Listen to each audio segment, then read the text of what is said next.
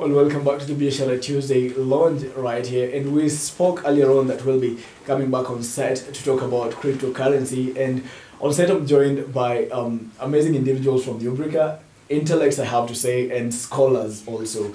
But as well, they've come up with a new cryptocurrency. I'm just getting into the network on the 21st of December. So something new, 21st of December 2018, something new, but the aim is what makes it a little bit more interesting, and even the venture makes it a way more interesting per se. So what if healthcare was availed to everyone, and what if education was well funded in such a way that it could be commercialized further? Talk to me about how you'd want that world to look for you. But for now, I'm joined with engineer Alex Minor and Dr. Masharia right here in studio with me. So kindly, you two are from Ubricoin. Can you take me around what Ubricoin really is? Thank you. And first of all, thank you for everyone for watching, and we're very glad to be here at Kenyatta University. We have lots of friends in this university and different colleges, College of Medicine, the Dean of College of Medicine, of course, friend of mine. Wow. The chairman of the Department of Physiology, Dr. Boirori, we were in class together. Wow. So we're very... Wow. So welcome home. Yeah, I feel like I'm at home. Amazing. Yeah, so Ubricoin, it derives its name from the Ubrica project. Ubrica is an acronym for a long word known as Ustawi Biomedical Research, Innovation, and Industrial Centers of Africa. That is a statement of purpose, to build excellence in healthcare and medicine in Kenya, and to convert Kenya into a destination nation for medicine. Like people, instead of people going out to look for medical care like we do, and the people come here, that's a destination medicine. And then to turn Kenya into a biomedical industrial giant. Part of our vision 2030. Maybe by 2030, Kenya will be a biomedical industrial giant. On top of that, we cannot be a biomedical industrial giant or destination nation in medicine without our people in the communities having access to the best quality care. So we're talking about universal health access for everyone. That costs a lot of money. And of course, universal health access and all those things are said about best medicine in the world requires highest quality education. Right. And that's why we work very closely with universities to figure out how can we create excellence in research, education, and then translation of knowledge from universities and commercialization of that knowledge to take it to the outside. So that now, university itself becomes the center for knowledge production, and that knowledge is delivered to the people. Instead of us going to other countries to look for knowledge, we create our knowledge products right within the nation. Yeah. So knowledge commercialization, I think these are very important, and I think it's an aspect that we'll need to wake up to in terms of a lot of people pick knowledge from universities, and when they go out there, Kenyans, the rate of employment is just at 9%, meaning there's a huge lapse there. How important is this for anyone out there, engineer? This is a very phenomenal technology. Right. And at the beginning you talked about Bitcoin. And I would like to start there. Right. I think for the 2010s at least, Bitcoin has been the biggest and the most known crypto by anyone else. And my concern was, there's a point it went up and people said it was a bubble, and almost true to their word, at some point it took a huge dive and still just trying to recover from that. Yes. Can you build on that? Yes. First, I would like to demystify Bitcoin a little bit. Bitcoin is a currency, digital currency. Right. And Ubricoin is a currency, a digital currency.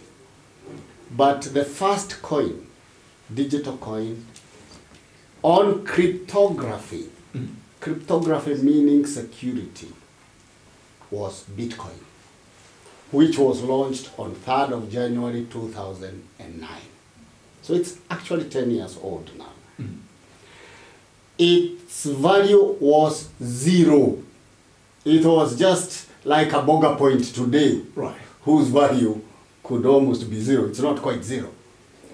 But this innovation grew in value from zero.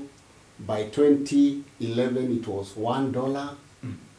By the end of that year, it was up to $10. Right. And has continued to rise in value up to the time when it hit $100. and the world went crazy. Everyone was going for it. Yeah, because from $0 to $100 was a big story. Right. But I would like the viewers to understand that what goes up always comes down. Right. And this is what I want to say. When there is a very high demand of something, there is euphoria about it, and then people receive that hype, and nobody wants to miss out, so the price goes up. Right. But it reaches a point where people start to sell, because the person who bought Bitcoin at $2, when it hits $100, they want to cash in. When they cash in, then the price goes down. Right. The law of supply and demand. Right. And something interesting about Bitcoin Yes. is that I just wanted to highlight this. On December 15, 2017, that was the highest point it's ever been, and it was in Kenya shillings, it was trading at around 2,011,000 shillings, 375. So quite a high point there. Yes, yes. Right. I was coming to that. So I mentioned $100, which was high. Right. It went down to $20, but went again to $1,100 Right. in 2013. Now the world went crazy, but it went down to $200. What I want to highlight is that it never went down to $2. It went down to $200, which was higher than the previous high. Right.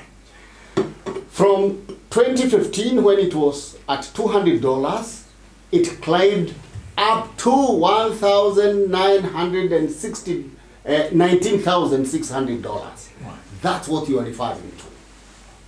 Right now, it's gone back to 3,500. Right.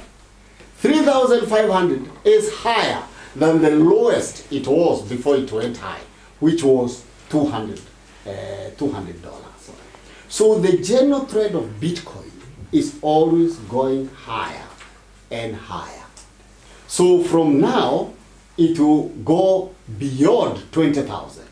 It is estimated to go to 35,000, 60,000 by the end of 2019, and up to 1 million at some stage. So that is about Bitcoin. And there is a correlation between Bitcoin and Ubricoin. That Ubricoin was launched on 21st December 2018. There is a history of crypto. So the world now knows crypto. Right.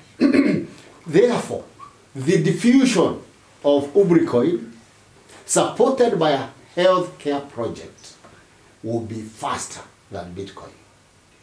And the distribution of coins to students and to every Kenyan, up to 1 million, will certainly accelerate the adoption of Ubricoin. Ubricoin, right. Yes. Right. And I want to bring this back to you, Daktari. Yes. And as engineer says right here, he's mentioned that let's get back to Bitcoin again. It will continue going up, but according to market trends, and I'm quoting data from CoinDesk right here, where at February 2018 it was around 1,100,000 Kenya shillings, and the trend has been downwards. I beg to differ with you a little bit. To right now, it trades at around 341,000 shillings, let's say. So think of those people who got in when it was at a high, and now what are they experiencing? Losses, I'd say. Those who got in when it was at zero, they're still experiencing profits, but lesser profits than they could have if they got out at that particular point. So Ubricoin, you are taking a different approach when it comes to the distribution of it. You're giving out 2 billion Ubricoins for free, targeting over 1 million Kenyans. Why not just take, I say, the IC, your initial coin offer? That's what most people do. Number one is to avoid that kind of wide fluctuations that you see with Bitcoin.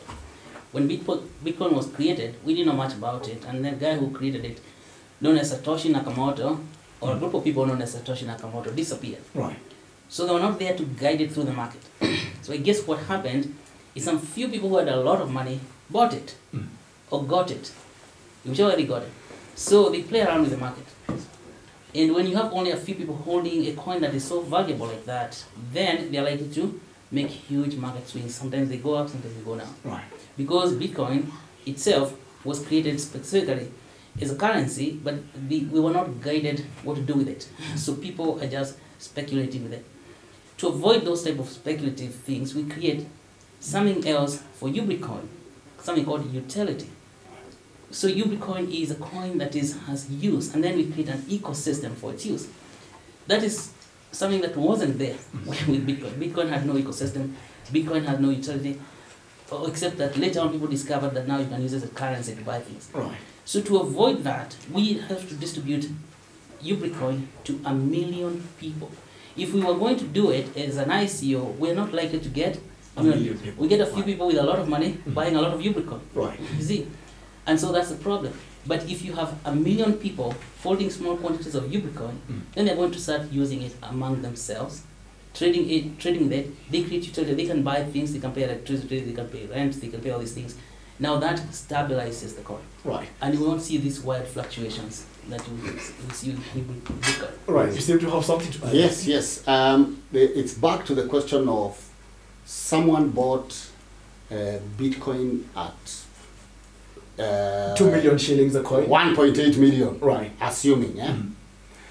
And now it is at 350,000. It is, right. Which I said was $3,500. That's correctly so. I would like to draw the attention of the listeners to this fact. It is possible to buy coins, and I bought coin. I'm a trader at a high price because nobody can predict the price. Right. There is what we call in finance that markets take a random walk. What that means is that you cannot predict exactly how much a commodity will cost tomorrow. In the next hour even. Yeah, right. You can't predict. Right. So that's what it's called a random walk. Right. But those who are in the industry would know generally the market is moving in this direction. So if a trader buys at 1.5 million and the price keeps dropping, what I would like to advise that trader is never to sell at a loss. You never sell at a loss. Be patient. Be patient. It's called hodling. Hodling, H-O-D-L. Right. You hodl. That is the crypto word for staying strong. You stay with your goods. You do not sell at a loss. Right, right. Because it will certainly turn around. And I would like to explain why people sell. They see the value of Bitcoin coming down, and then they panic. Oh, I'm going to lose all my money. They opt out. Yes. Right. This is called fear, uncertainty, and doubt. Right. And because they are uncertain, they think it will become zero, they sell, and therefore they totally lose. Right. Let me just ask you. Let me just ask you at that particular point. You've mentioned it's more convenient, or it's more advisable for someone to hodl. That's a new word I'm getting. Yes, Thank you yes, so much. yes. And wait until it picks up again. And interestingly, so experts are predicting an 84% increase in Bitcoin by the end of the year. You mentioned that. However much it's been taking a fall for quite some time now. What is the value of one Ubricoin right now? The value of one Ubricoin is $50, which is 50 shillings. Mm-hmm. Yeah. Right. You're giving out 10,000 Ubricoins to every single individual. Wow. Students, right. Why specifically students, and why 10,000? Because that is a lot of money. 50,000 shillings is not something you're going to pick out here for free, right? That's right. We're giving 50,000 that's 10,000 Ubricoin. That's 5 million shillings. Right. Isn't it? It's By 500,000. 500,000. 500,000, half a million shillings. That's half a million shillings. Yes, because they deserve it. If you're a student at KU, give yourself a pat in the back and say, I deserve it. We know we have to support education by all means. And of course, when you give the Ubricoin to the student, 10,000, that is, he knows that I have 5 million shillings, and then but it is in foreign money. Right. Yeah, I have a half a million shillings, Right. but it is in foreign money. Right. How do I work to convert it into money that I can use? Right. So the challenge, number one, when you have that much money in your pocket, you're challenged to want to convert it into usable money. Right. Now, how do you make this money usable? If you have 500,000 shillings and you pay rent, you go to your landlord and tell him, now I'm going to pay you with Ubricoin. But before I pay you with Ubricoin, I want to teach you how to get a Ubricoin wallet, and then then I can pay you with it, and of course maybe Ubricoin is going to give you some primary Ubricoin that it did for me, and then we can start working and trading with Ubricoin, just paying for your taxes. Right. As we go along, we want even the student school fees to be paid in Ubricoin. Right. Yeah, instead of now struggling to raise money to come to school and all that, institutions to pick it up. We create money, and KU agrees to use Ubricoin as a form of payment for their students. Right. That takes away all the financial stresses that brings about education. So the 10,000 units are to trigger the students into action. Right. So that we can now, if we have every student in this university holding 10,000 units of Ubricoin, then Ubricoin become a standard currency for KU itself. Right. Yeah, and that's why it's, so we cannot give too little because it would make no sense. If we give too much, students will leave school and say, oh, I have enough money now. Right.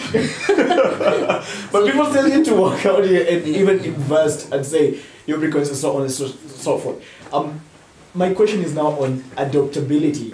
What are your predictions by the end of maybe the first quarter of 2019? What are you looking forward to in terms of the uptake of these Ubricoin? Because again, even if I have a crypto and it's not accepted out there in the market, my landlord won't take it. It's not as important to me. Right. That's what are your predictions of adoptability? So, very high, because if you have crypto, yourself, what you're telling people, when you receive cryptos in your wallet as a student, also help us know who your landlord is so that we can help him open a wallet and we deposit some cryptos in his wallet. Right. So, and then when you work on that supply chain, like who supplies you with things? If you have somewhere you go and buy food, somewhere you buy shoes and all that, let us get the addresses for all those people and we'll deposit free UBNs. So that next time you go there, they will accept that you pay them with UBN. Right. And that's so adaptability is built that way. We're thinking for everyone who receives free UBN, you have to think about your value chain. Value chain means who supplies you with everything and where do you go to and who buys the things that you produce.